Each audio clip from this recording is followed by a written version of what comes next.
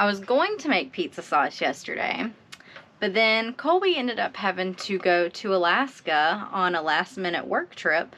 So he came home early and we had to go run a couple errands, and then it was late when he left. He left at like midnight. Now I'm here today. It's a little later in the day because I had to wait till it was cool. It was like over 80 degrees today. It was hot in this boat and I did not want to turn the oven on. Today I'm going to be making 4 4-ounce jars of pizza sauce with just canned tomato sauce. So let's start doing that.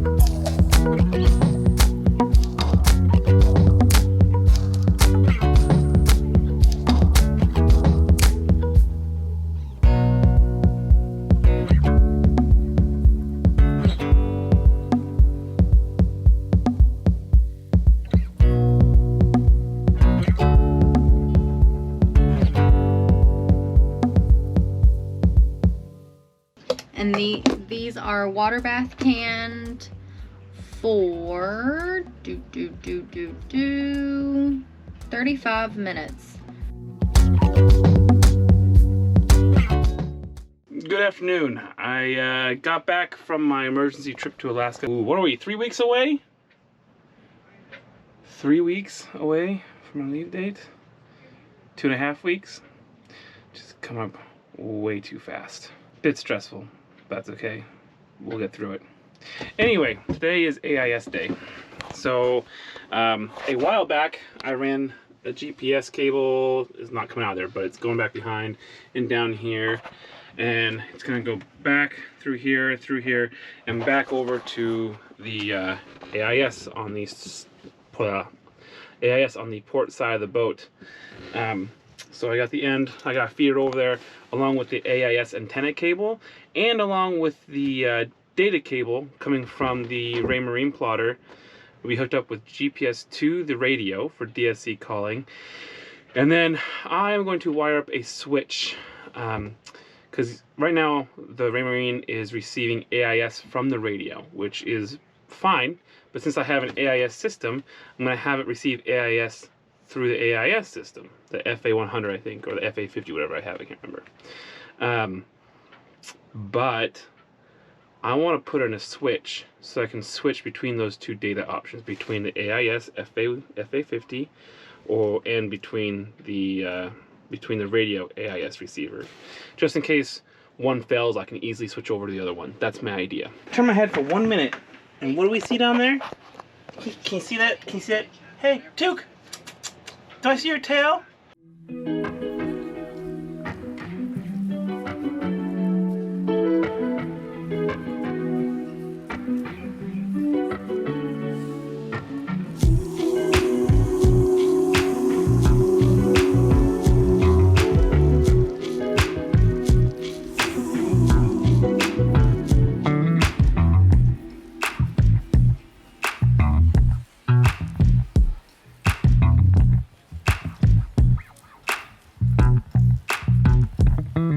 Hopefully the last of running cables.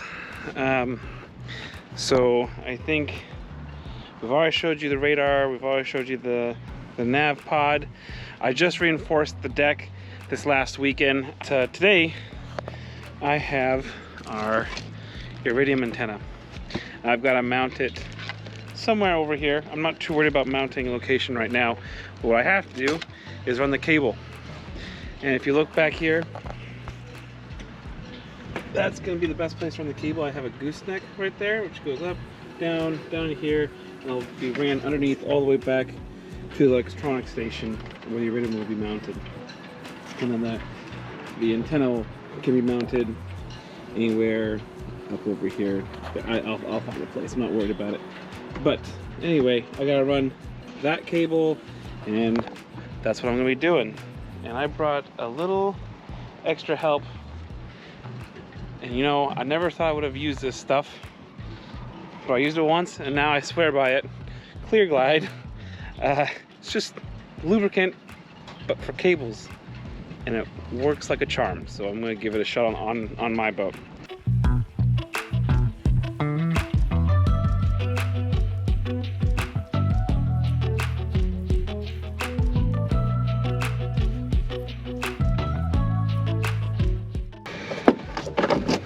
There we go.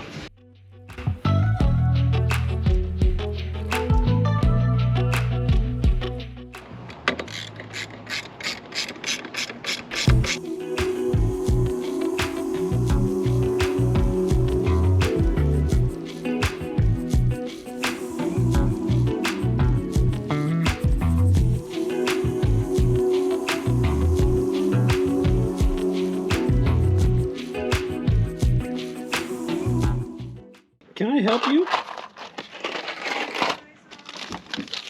Are you gonna show the world your butt? Is that what you're doing? You show the world your butt. You do that, buddy. I've got the cable ran for the iridium from the gooseneck up to the iridium antenna over there. Nice pretty sunset. And again, sorry, always bomb going off in here. I just traced this door. I took it off and traced it real quick because I'm gonna make a new door because this thing's getting kind of flimsy and the lock doesn't work all that great, so we're gonna put a new lock on there. All right, back on the boat after work, and last night I cut out this piece, which is a replacement door from the cockpit entrance. The old one is just kind of rickety and not very sturdy, and quite honestly easy to get through even if it's locked, so we're gonna redo it. But I cut that out last night and I just test fit it, and it test fits okay. So I'm gonna sand it up a bit and do a coat of epoxy to just seal it all in, and then I'll do some varnish later on, but it doesn't need to be done until California. I just need epoxy for now. And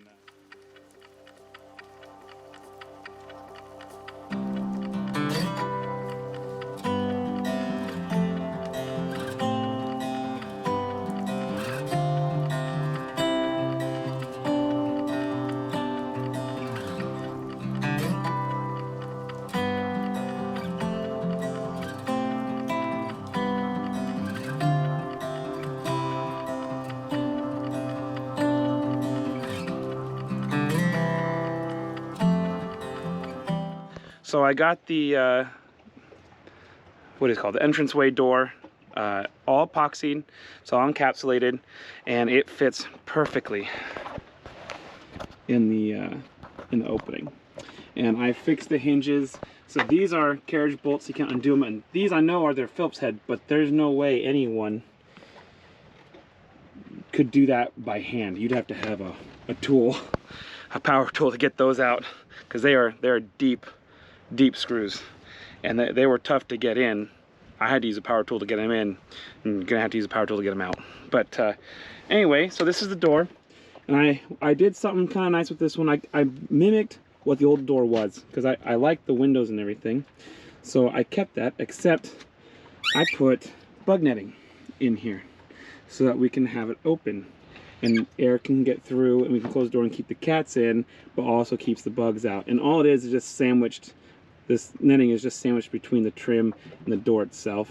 And I used some plastic cleats that I had to be the handles for opening and closing it.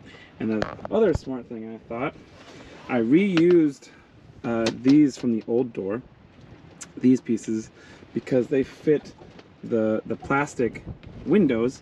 The plastic windows, if I get it right the first time, I have to mark which one goes to which one, but the windows just drop in like that. The only thing I have left really to do is to put in a lock mechanism here, and I have everything to do it. I just need to do it. But while we're while we're here and heading down to California, I don't really need it that much, so I can do it anytime. I may do it when we're in Neah Bay when I have a little bit of time, but it's not high on my priority list.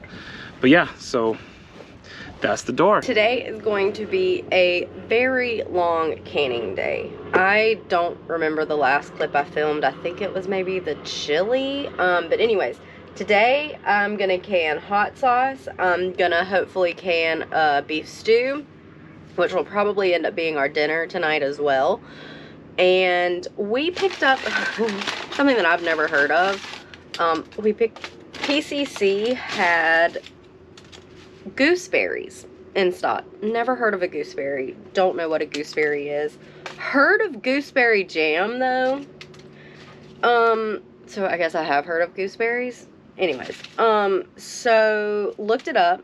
Pretty easy to make, and I think I'm gonna make 2 little 4-ounce jars of gooseberry jam. Just never tried it, kind of want it. Why not? We don't really have any like jam or jelly on board anyway, so if we end up making pancakes or something, I don't know, something sweet, this can go on top of it.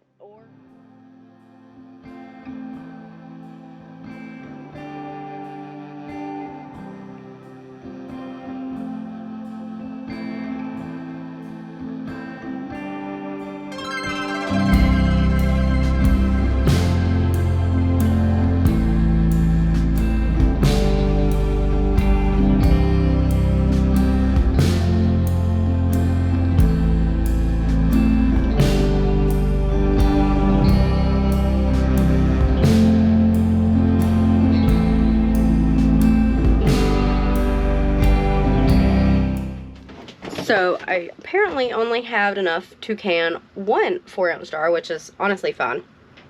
But there's like a tiny bit for this one, for a second 4-ounce jar, and I just tasted a little bit of it. This stuff is good. It's in the canner, and we've got 10 minutes. Yeah, it's gonna water bath can for 10 minutes. It's about 7 o'clock now, and it's finally cool enough to start canning again, because it seems like it's just gonna get hotter. All this week is in the high 70s. Next week it's in the high 80s. So, and next week we leave. So, yeah, I'm moving on to the hot sauce now, which is one of our favorite things. I'm hoping to can 4 of these. Sorry, I'm chewing on a Withers original. I'm literally 80 years old. Anyways, I'm gonna can 4 of these.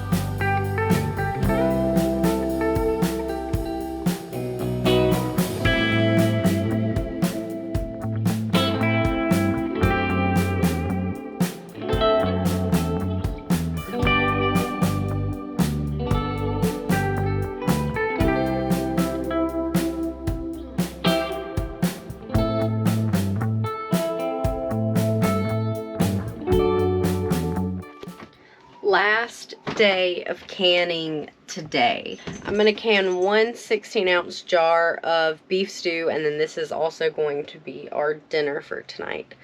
So this is going to be the last piece of the puzzle into our canning cabinet. So that's exciting. Let's get started.